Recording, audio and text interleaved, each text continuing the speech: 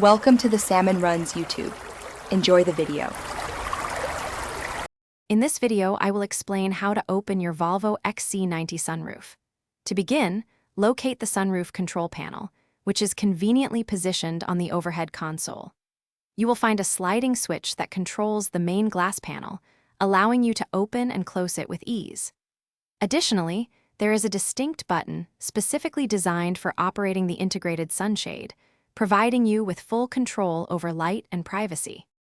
To fully open the sunroof and enjoy the open air, simply push the sliding switch backward. Hold it briefly, and the glass panel will smoothly slide all the way back, retracting completely into the roof. This provides maximum exposure to the sky.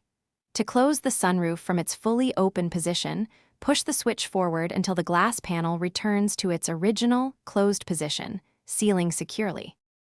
For a comfortable ventilation option, you can tilt the sunroof. To do this, push the sliding switch upward.